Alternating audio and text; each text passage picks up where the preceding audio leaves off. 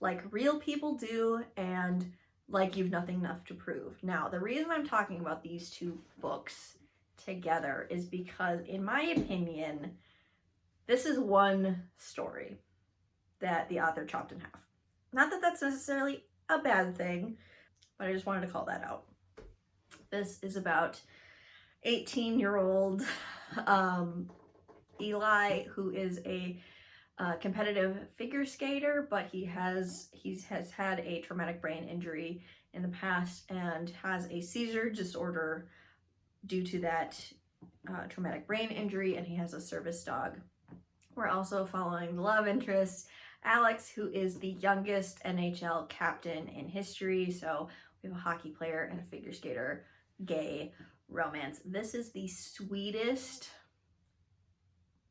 romance ever. The romance is dialed up to 100 in my opinion. This book really, the story really focuses on the relationship between these two boys, their love, their communication. It's just really wholesome and lovely and just sweet. They're so romantic with each other. Obviously they have a couple of moments of strife, but the way that they work through them is really lovely. This got me really emotional. The plot outside of the romance has to do with Alex being in the closet still, and there aren't any publicly out NHL players. And so it's kind of tackling that. So keep that in mind if you're a queer person. You need to know this is heavily having to do with, you know, coming out, being a public figure, being out. So there are elements of homophobia from the media in this. But the side characters that we get are incredible. They're so fun and they're so loving and supportive of this main couple. It's just like the world at large being homophobic. There's also a couple of racist remarks in here too.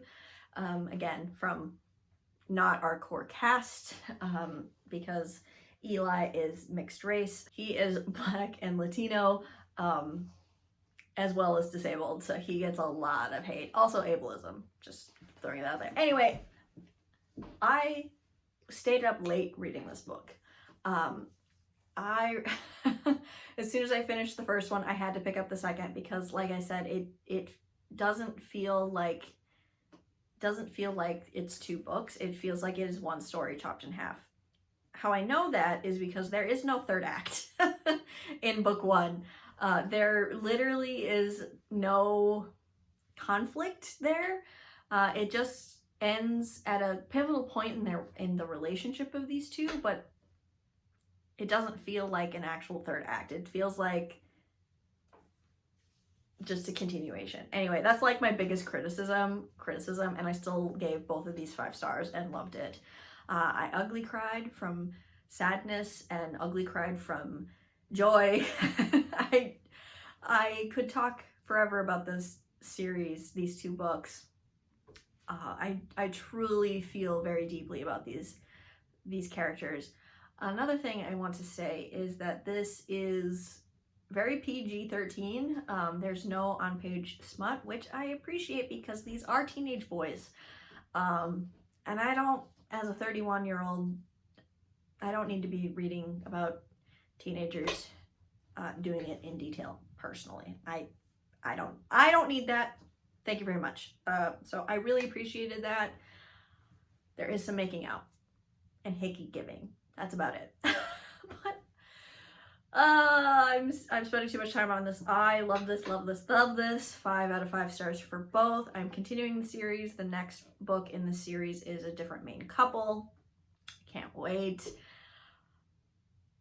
Just thinking about this and talking about this might be my favorite thing I read this month. But if you're looking for a great contemporary hockey romance with queer characters, tackling some deep themes with the most wholesome and loving relationship, I cannot recommend these enough. Killed it with this one.